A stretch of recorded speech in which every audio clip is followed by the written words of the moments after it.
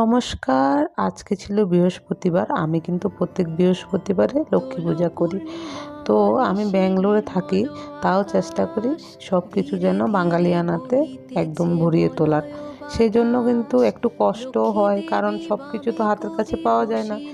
আমাদের বাড়ির কাছে যেমন সব কিছু পাওয়া যায় মাঠে ঘাটে, এখানে কিন্তু খুঁজে খুঁজে অনেক কষ্ট করে সব কিছু নিয়ে আসতে হয়। তো এই যে আমের পল্লব ফুল তো এখানে পাওয়া যায় অহরহ, কিন্তু আমের পল্লব আর হচ্ছে এই দুর্বা ঘাসটা আমার বর কিন্তু আমাদের বাড়ির পাশে একটা মাঠ আছে ওইখান থেকে নিয়ে এসেছে। এই ধান কড়ি সব কিছু কিন্তু আমরা ম্যাজেস্টিক থেকে নিয়ে এসেছি। ম্যাজেস্টিক বলতে গেলে এটা ব্যাঙ্গালোরের মানে একটা ছোট বাঙালি মানে বাঙালি একটা মানে গলি বলা হয়, বাঙালি গ্রামের মতো একদম সব কিছু পাওয়া যায় ওইখানে, এ টু জেড বাঙালি জিনিস। তো এই যে ঠাকুরকে এবার ফুল টুল অর্পণ করে, গণেশকে 21টা দুর্বা অর্পণ করে আমি প্রত্যেক বৃহস্পতিবারে।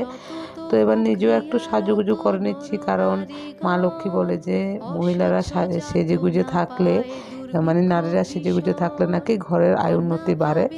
তো এখানে আলতা টালতা পরে এবার আমি তুলসী তলায় এক প্রদীপ দেখিয়ে তারপরে এবার মা লক্ষ্মীকে সকল ধরনের ভোগ সব কিছু অর্পণ করে, তেল সিঁদুর, তারপরে জল ফল লাড্ডু সব কিছু দিয়ে এবার এখানে প্রণামীটা দিয়ে এই যে এখন আমি পাঁচালিটা পরে নিচ্ছি। এই পাঁচালি বইটা কিন্তু আমার শাশুড়ি মা পাঠিয়েছিলেন ত্রিপুরা থেকে।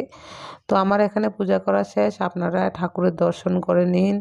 আমার ঘরে গোপাল আছে যেহেতু 3বার কিন্তু গোপালকে সেবা দিই। তো সে এখন সন্ধ্যাবেলা মা লক্ষ্মীর সাথে সাথে কিন্তু গোপালের সেবাটাও হয়ে গেল। তো দেখা হচ্ছে নতুন কোনো ভিডিওতে। ভালো থাকবেন, সুস্থ থাকবেন। রাধে রাধে।